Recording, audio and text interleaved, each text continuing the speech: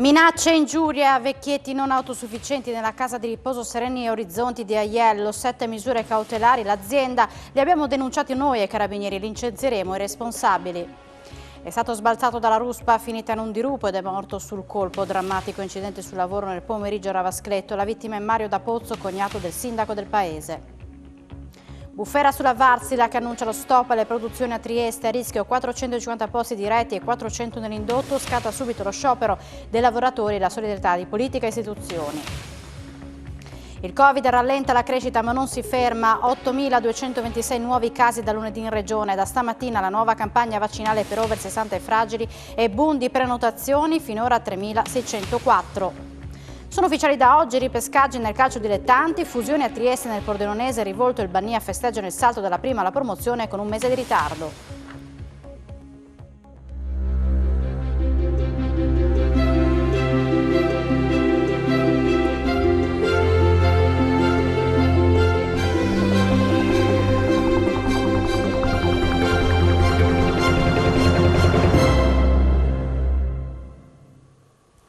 Buonasera e ben ritrovati a un nuovo appuntamento con l'informazione di Telefriuli. Ripetuti episodi di minacce, ingiurie e abbandono di anziani non autosufficienti nell'RSA Sereni Orizzonti di Aiello del Friuli. Per 7 operatori il GIP del Tribunale di Udine su richiesta della Procura sono scattate le misure cautelari, 4 sono ai domiciliari, a 3 è stato vietato di svolgere la professione sanitaria. Altre 6 persone sono indagate in stato di libertà. Minacce, ingiurie e anche episodi di abbandono di persone anziane non autosufficienti. Sono 7 le misure cautelari emesse dal GIP del Tribunale di Udine Maria Rosa Persico nei confronti di altrettanti operatori che lavoravano nella RSA Sereni Orizzonti di Aiello del Friuli. L'indagine è stata avviata dai carabinieri del NAS nel 2021 dopo alcune segnalazioni di comportamenti anomali nei confronti di 8 anziani. Le prove ottenute dai militari dell'Arma hanno consentito al GIP del Tribunale di Udine di emettere le 7 misure cautelari nei confronti di operatori che con varie qualifiche lavoravano nella struttura di Aiello. 4 di loro sono agli arresti domiciliari, per 2 è scattato invece il divieto di avvicinamento alla persona offesa con tanto di divieto di esercitare la professione. Ad una invece è stato soltanto vietato svolgere la professione sanitaria. I destinatari del provvedimento, fermo restando la loro presunzione di innocenza anche se sottoposti ad indagini, risultano responsabili di comportamenti ritenuti di rilevanza penale e assumono una connotazione di gravità se messi in correlazione allo stato di deficit cognitivo e fisico di cui soffrivano gli ospiti della casa di riposo friulana, anziani e completamente indifesi. Vediamo ora qual è la posizione di Sereni Orizzonti. È stata una denuncia della direttrice di Sereni Orizzonti di Aiello a dare il via all'inchiesta sui presunti maltrattamenti nella loro residenza per anziani, che ha portato alle misure cautelari per 7 dipendenti. A spiegare la posizione dell'azienda è il presidente del consiglio di amministrazione, Gabriele Meluzzi. Le indagini hanno avuto origine da noi, dalla direzione aziendale, e le persone interessate sono 13, inizialmente indagati, poi per 7 si è ritenuto di prendere delle misure cautelari. Tutto ha avuto origine dall'indicazione della nostra direttrice, che ha manifestato delle perplessità rispetto al comportamento di certe persone al direttore generale. A seguito di un confronto interno è stato chiesto alla direttrice di denunciare il fatto. Sereni Orizzonti ha già avviato le procedure riguardanti gli operatori coinvolti nell'inchiesta. Abbiamo già intrapreso tutte le azioni che è lecito intraprendere, quindi la sospensione o il licenziamento. Drammatico infortunio sul lavoro. Oggi pomeriggio a Ravascletto un volo nel dirupo di oltre 200 metri con il Bobcat che stava manovrando è costato la vita al cognato del sindaco del paese. È stato sbalzato dalla ruspa che stava movimentando dopo che il mezzo meccanico si è rovesciato finendo in un dirupo ed è morto sul colpo. Infortunio mortale oggi pomeriggio alle 16:30 a Ravascletto, sulla panoramica delle Vette all'altezza di Casera Tarandon Alta. A perdere la vita è stato Mario da Pozzo, 77 anni, cognato del sindaco di Ravascletto, Hermes De Crignis. L'uomo, alla guida di un Bobcat, stava sistemando la sede stradale quando, per causa in corso di accertamento, il mezzo è finito nella scarpata, un volo di 200 metri che gli è costato la vita. Inutili soccorsi, è stato rinvenuto in posizione prona. Sul posto sono intervenuti gli operatori sanitari del 118, anche con l'elisoccorso, i vigili del fuoco e i carabinieri della compagnia di Tolmezzo. Difficile tuttora in corso le manovre di recupero della salma e della ruspa finita nel dirupo. Del decesso di Da Pozzo è stata prontamente avvisata l'autorità giudiziaria. È bufera sulla Varsila dopo l'annuncio di spostare da Trieste in Finlandia alcune produzioni. 800 i posti di lavoro a rischio, durissima la replica dei sindacati, politica e istituzioni. Si chiude, nonostante le rassicurazioni delle ultime settimane e le promesse anche al governo italiano. Il gruppo Varsila ha comunicato oggi la decisione di chiudere la linea produttiva dei motori a 4 tempi per navi e centrali elettriche di Trieste. Una decisione che, rende noto la stessa compagnia, metterà a rischio 450 posti di lavoro sui 970 di Bagnoli, più, secondo i sindacati, altri 400 posti dell'indotto. Varsila nel comunicato precisa che il sito di Trieste resterà strategico, ma questo non placa la rabbia di politica e sindacati. I lavoratori hanno subito proclamato lo sciopero con presidio e in queste ore si sta decidendo come procedere con la protesta, visto che i vertici del gruppo avevano garantito che fino a metà del 2023 non ci sarebbero stati tagli. Domani è prevista l'assemblea dei lavoratori. Durissima la reazione della politica, con il ministro dello sviluppo economico Giancarlo Giorgetti che si è detto sorpreso e irritato per una decisione che solamente 2 settimane fa era stata smentita e della quale era stato tenuto all'oscuro anche l'omologo ministro finlandese. Il presidente della regione Massimiliano Fedriga parla di bugie gravissime dette dai vertici di Varsila e chiede al tessuto produttivo di bloccare i contratti. Chiarimenti sono stati chiesti anche dal sindaco di Trieste Roberto Di Piazza. Deborah Serracchiani, capogruppo del Partito Democratico, ha presentato una interrogazione a Giorgetti chiedendo anche di sostenere il tessuto industriale triestino nel suo complesso già fortemente compromesso da altre chiusure. Il capogruppo di Italia Viva, Ettore Rosato, ha sottolineato che l'azienda non pensi di restare sul ricco mercato italiano portando via dal nostro paese la produzione, ma la condanna è unanime anche del Movimento 5 Stelle e da Confindustria Alto Adriatico. Ha espresso viva preoccupazione per il futuro dei 900 lavoratori anche il vescovo di Trieste, Monsignor Giampaolo Crepaldi. Ed ora passiamo alla pagina del Covid, con il boom di prenotazioni dopo l'apertura delle agende agli over 60 e alle persone fragili. Impennata nelle prenotazioni della quarta dose si è registrata nelle ultime 24 ore in Friuli Venezia Giulia in proporzione alla popolazione. Alle 12 di ieri le richieste si erano fermate 393. 24 ore dopo il numero è salito a 2.877, pari all'80% di tutte le richieste. Il restante 20%, infatti, relativo a prima, seconda e terza dose, è pari a 727 prenotazioni. Complessivamente sono 3.604 le prenotazioni registrate fino ad ora. Sì, il padiglione è stato trasferito alla sala congressi vicino alla tenda del drive-in. Sono 6 box di somministrazione. Con la giornata di oggi è tutto esaurito. Sono prontissima, sì, ho scelto io ieri e ho deciso di fare la quarta dose. Si sente più sicura? Mi sento più sicura per me e per gli altri, sì, so benissimo che non è una copertura al 100%, però secondo me potrebbe essere una buona soluzione per noi over 60. Soddisfatto di averla fatta, anche perché il vaccino cura noi stessi. Cioè, si sente più protetto così, oltre a proteggere sono protetto anche perché probabilmente andrò all'estero e quindi vorrei essere maggiormente protetto e difeso. Sono sempre stato tranquillo. Io non prendo neanche il raffreddore d'inverno. Quindi a maggior ragione, insomma, con questo sarà copertissimo. Sì. Tengo moltissimo e spero che anche tutti gli altri abbiano la stessa comprensione per il prossimo, insomma. Continua la crescita dei casi Covid nella nostra regione, anche se in maniera meno spiccata rispetto alle ultime 3 settimane. Pordenone è il territorio più colpito, salgono i ricoveri ma le terapie intensive si svuotano. Questa è l'analisi settimanale della Fondazione Gimbe. Prosegue il trend di aumento dei nuovi casi Covid in Friuli Venezia Giulia, ma con un'incidenza inferiore rispetto agli ultimi 20 giorni. Questa è l'analisi della Fondazione Gimbe, che indica nel periodo tra il 6 e il 12 luglio una variazione del più 17,3%. I positivi ogni 100.000 abitanti salgono a 1.857, erano 1.441 7 giorni fa.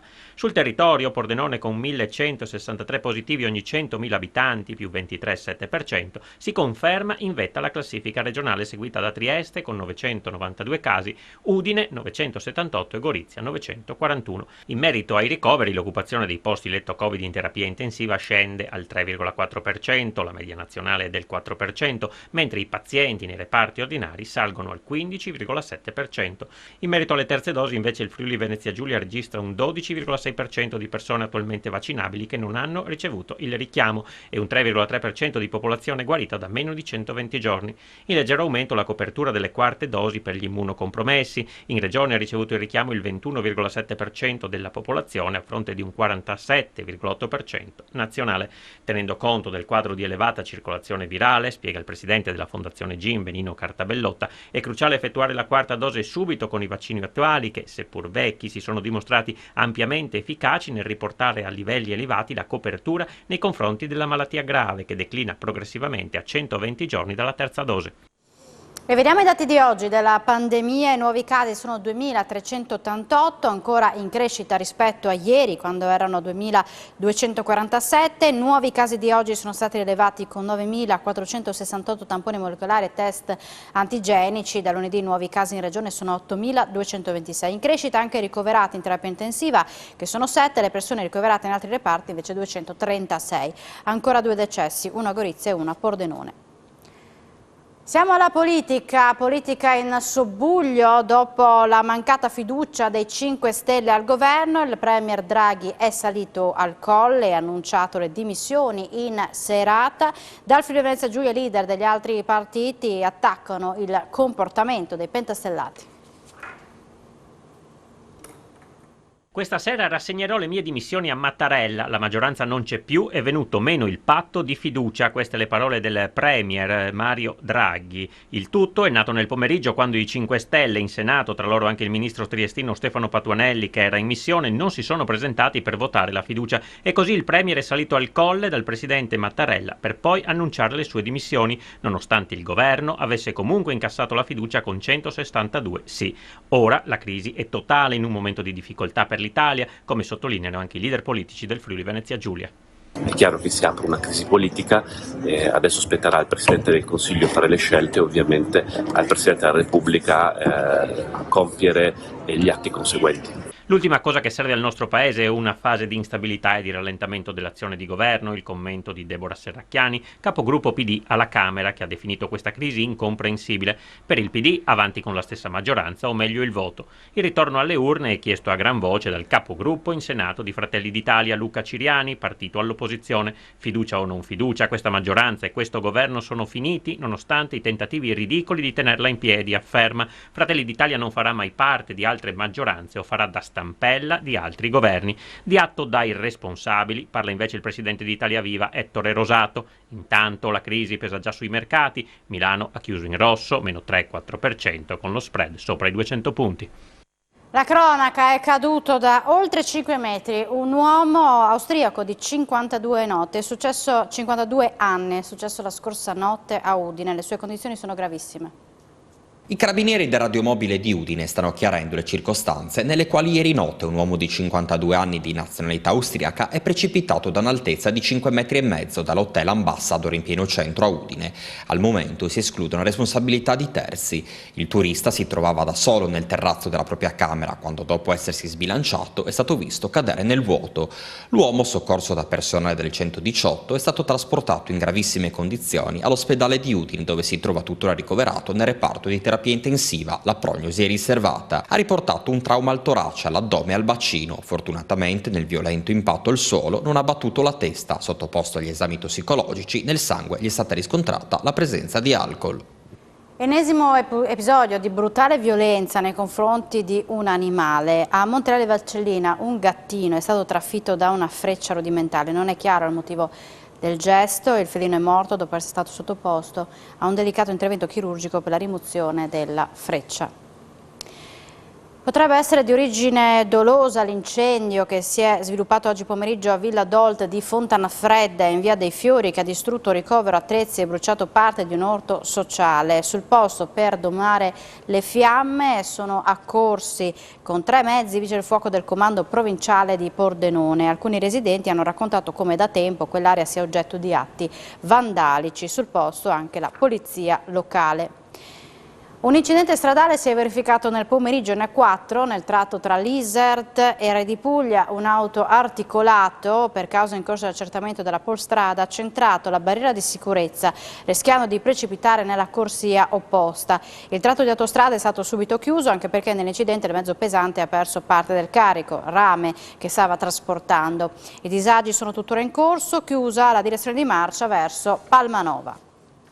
Andranno a processo a novembre le 6 persone che nel febbraio dello scorso anno a Pordenone legarono e imbavagliarono un'anziana, lasciandola agonizzante prima di rapinarla nella sua villa. Finiscono a processo i 6 indagati per la rapina in villa dell'8 febbraio del 2021 a Torre di Pordenone, quando i malviventi, prima di compiere la razzia di gioielli, malmenarono l'80enne Alida Mareschi, moglie dell'imprenditore Carlo Brescancin, sola in casa, imbavagliandola e legandola con il nastro adesivo per poi chiuderla in bagno. La donna, trovata agonizzante, fu salvata dall'arrivo della figlia Maddalena, che mise in fuga i rapinatori. Per i 6, 3 veneti e 3 friulani, rintracciati dopo le indagini della questura di Pordenone coordinate dalla procura, il PM Maria Grazia Zaina ha chiesto il rinvio a giudizio per rapina pluriaggravata in concorso e sequestro di persona. 3 di loro andranno a processo al Tribunale di Pordenone l'8 novembre, altri 3 hanno optato per il rito abbreviato e saranno giudicati 4 giorni prima dinanzi al GUP. A Telefriuli la signora Alida aveva raccontato come quell'esperienza le avesse segnato la vita, tanto che da quel fatto fatica a camminare e rivive come un incubo quei momenti. La famiglia Brescancin si è costituita parte civile nel processo. Una riduzione del flusso dell'acqua in uscita dai pozzi artesiani. Questa è la prima decisione del tavolo tecnico sulla siccità promosso dalla Regione Friuli-Venezia Giulia. Ridurre il flusso dei pozzi artesiani per impedire che l'acqua esca e vada sprecata. E questa è la prima decisione uscita dal tavolo tecnico promosso dalla Regione con ARPA, i gestori del servizio idrico, una rappresentanza dei comuni della Bassa Friulana, Pordenonese e Isontino, la Protezione Civile, l'Università di Trieste, l'Ordine dei Geologi e le associazioni ambientaliste. Non c'è nessuna volontà ovviamente di chiudere i pozzi, non c'è nessuna volontà di limitare la fruizione dell'acqua da parte dei cittadini, ma chiaramente bisogna diminuire gli sprechi. Il tavolo dovrà riunirsi di nuovo. L'obiettivo è di tutelare le fonti idriche messe pesantemente in ginocchio dalla mancanza di pioggia. Noi come Regione non vogliamo assolutamente dare delle sanzioni, ma al contrario dare dei contributi perché ci sia un ambiente sempre migliore e nel caso di crisi idrica far sì che questa possa essere meno invasiva possibile.